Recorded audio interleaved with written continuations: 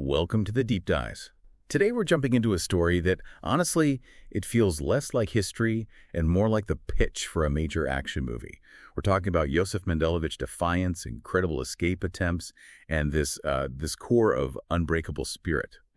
Our mission is to unpack this real-life saga, pull out the most powerful insights from the source material, and show you what fighting for your identity truly looks like when, well, everything is trying to crush it. Absolutely. And Yosef Mendelevich's story, it's so compelling because it wasn't just about physical escape, though that was obviously huge. It was fundamentally a deep personal battle for his spirit, for his identity, against a system dead set on erasing him. So this isn't just history, it's about human resilience, about holding on to who you are. And that really speaks to us today. It's about forging strength under fire. Okay, let's set the scene. Let's go back to Riga, 1950s Soviet Union. Picture this. You're in a classroom. It's gray, it's cold, and looming over everyone isn't like a world map. It's this massive portrait of Stalin, just staring, intense. The teacher's sharp voice, no nonsense, slams the desk. There is no God, only the party. And the kids, they have to chant it back, an oath. But young Yosef, he's just mouthing the words. Something inside him just resists. It doesn't feel right. Yeah, and that environment designed for total control, it actually backfired, didn't it? It created this huge internal conflict for him. You see his aunt praying quietly, these little hidden acts of faith. In that kind of hostile place, that's not just habit. That's the seed of resistance right there. It's like a whisper of another reality in a world screaming conformity. It shows how powerful those small, quiet acts can be. Right, a whisper. And that whisper gets louder with his cousin, Dr. Menachem Mendel Gordon. Imagine this cousin showing up and pulling Yosef into these secret underground Zionist groups. Super dangerous. Meetings in hushed tones, learning forbidden history, dreaming about Israel, a place deliberately wiped off the map in Soviet schools. He starts listening at 16, just taking it all in. By 20, he's not just listening, he's teaching it himself. Yeah. Passing it on. Talk about a hero's origin. And it's crucial to understand, for Yosef, Zionism wasn't just, politics. It was deeper. It was a return to land, yes, but also to his people, to his faith, to God.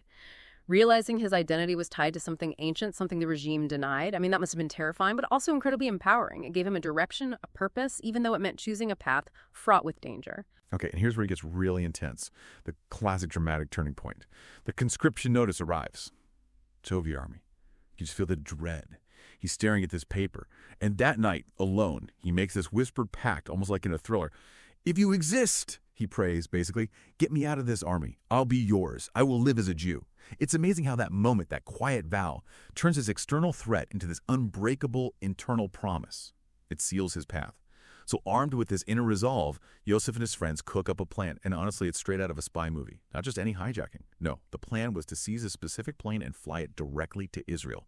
Freedom. Think about the guts that takes, the planning under the KGB's constant watch of a real mission impossible. Failure meant the gulag. Or worse, the stakes couldn't be higher. It's almost hard for us to grasp the level of desperation and sheer courage involved. Under that kind of regime, Israel wasn't just a place. It represented everything they were denied. Homeland, faith, just the right to be Jewish openly. It was this powerful beacon worth risking absolutely everything for. They weren't just escaping prison walls. They were flying towards their identity. But then the twist.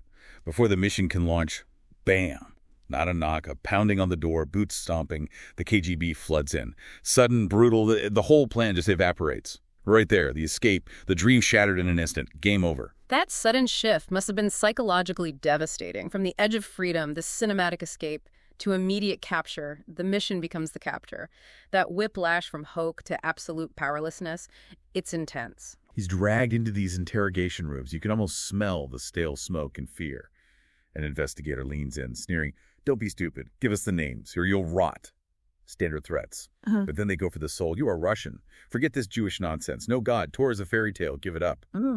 They weren't just after intel. They wanted him to break, to deny his very core. Exactly. It wasn't just interrogation. It was psychological warfare. Annihilation, really, designed to make him reject himself. And this is where Yosef's resolve just hardens into steel. Under all that pressure, threatened with oblivion, he looks them in the eye and he says it. "I am a Jew. My homeland is Israel. The Torah is my law, not yours." That declaration, it's not just defiance. It's him claiming victory on the inside. He chose his identity over survival. He cemented his inner strength right there. It's such a powerful moment, like a courtroom drama scene, but the stakes are life and death, words as weapons. What do you think gave him that strength in that specific moment? Was it that earlier vow clicking in, or did saying it aloud unlock something? I think it's probably both, working together, That private bargain with God laid the foundation. It was already there inside him, so when the attack came, he was ready. His words weren't just spontaneous. They were the outward sign of this deep, already formed conviction. Saying it out loud just solidified it. He wasn't a victim anymore. He was the protagonist of his own spiritual story. Every word built his inner fortress, a place the KGB couldn't touch. Right. So that declaration marks the end of one act and the beginning of a much grimmer one, Siberia. The scene shifts. Years of exile. Think brutal cold, endless work camps designed to just grind you down physically and spiritually. The sources paint a grim picture. Heavy labor, carrying these huge wire coils, guards barking, dogs prowling, constant snow, constant hunger. And the beatings, just routine, part of the landscape. It's a vision of hell meant to crush any spirit. It was horrific, physically, no doubt, the cold, the work, the starvation. But the sources really emphasized that Yosef's real battle, his fiercest fight, wasn't against the guards. It was against erasure. His war was spiritual, keeping his Jewish identity alive when the entire system was designed to snuff it out. That was the core struggle. That's such a key distinction, not just surviving, but staying himself. And you see this play out incredibly with the hunger strike. They take away his Bible, his prayer book, his Seor, and he just stops eating for 55 days. Can you imagine the willpower? His body wasting away, but he refuses to yield. And incredibly, after 55 days, they give the books back. It's not about physical strength. It's a total victory of the spirit. It must have baffled them. Absolutely baffled them. Because in that dehumanizing hellhole, tiny acts became acts of war, real resistance. Wearing a kippah, maybe one he made himself, whispering prayers from memory, trying to honor commandments with the little he had. These weren't just rituals, they were daily declarations of defiance. He was literally fueling himself with the very identity they tried to destroy, proving that real strength isn't just muscle, it's conviction. And it's striking how constant that spiritual battle must have been. Not one big moment, but like 1,000 tiny choices every single day.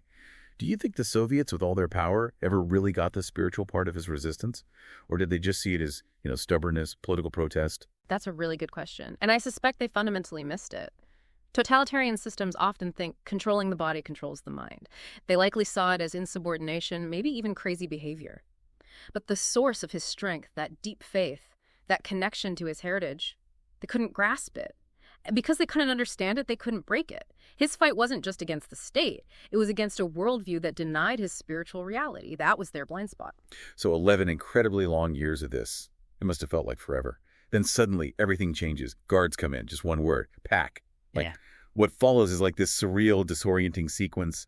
Jeep ride through dark forests, a dog beside him, train, plane, another cell, silence. After a decade of brutal predictability, this total uncertainty, it must have been terrifying in its own way. What now? Oh, absolutely. That sudden shift after so long, it's profoundly destabilizing, even for someone as resilient as Yosef. Is it release? Is it transfer to somewhere worse? Is it execution? The unknown can be its own form of torture. It's that pause that held breath before the final act. 2 weeks of that uncertainty. Then, the climax. He's brought into this big office, generals lined up, all medals and stern faces, silent. One of them reads the official decree. Decision of the Supreme Soviet Council. The exceedingly dangerous prisoner, Yosef Mendelevich, is stripped of Soviet citizenship and expelled. Meant to be the final insult, the ultimate rejection. His heart's pounding. But then, clear as a bell, he says, Baruch Hashem, blessed be God. Wow, what a moment. The generals are furious. What did you say? He repeats calmly. I thank God for the miracle he has done for me. They lose it. Swine, you're expelled from your homeland and you rejoice. And Yosef delivers the final blow, his victory speech. Russia is not my homeland. You are sending me from a foreign land to the land of my people. That's just perfect. Total reclamation. He flips their script completely. He defines his own reality right to their faces. He won. And the final scene. Pure cinema. They drive him to the airport. Get this. Full motorcycle escort. Like he's some visiting dignitary. The irony is just staggering. 11 years ago, dragged off a runway, plan crushed. Now, delivered to one, ensuring he leaves. His forced liberation becomes his ultimate triumph. That runway symbolism is incredibly powerful. The place of his failed escape attempt, his capture, now becomes the stage for his freedom, orchestrated by his captors. It's a complete inversion. The system that tried to bury him is now facilitating his release to the place he always dreamed of. And right there, at the steps of the plane, one last, quiet, dramatic beat, Yosef turns to one of the commanders. and challenges him. Admit it, you made a mistake. Bull doesn't even cover it. And the commander, his voice different now, almost respectful. He concedes. We didn't know you people had such unbreakable spirit. That admission right there, that's the crux of it, the regime's failure. They couldn't break what they didn't understand. And Yosef knew where that spirit came from. Not just him, it was, as the source says, from Torah, from faith, from the stubborn will of a people who refused to vanish. The conclusion is so potent. Just as in Egypt, so too here. The hand of heaven had lifted him from bondage. The Iron Curtain was still up, sure, but as he thought, it had already cracked. That spirit cracked it. So that brings us to the end of this deep dive, the epic story of Yosef Mendelevich, a real-life action hero fueled by faith and identity. His journey just vividly demonstrates how that inner core, that unbreakable spirit can be a shield against seemingly impossible odds. It shows that even the strongest walls can crack. And it leaves us with a question, really, for you listening. In our own lives, facing our own pressures, our own challenges to who we are, what does Yosef's story teach us about finding and holding on to our core values when things get tough? How do we recognize our own small, daily acts of war, those choices that affirm our spirit against forces that might try to diminish it? Something to definitely think about.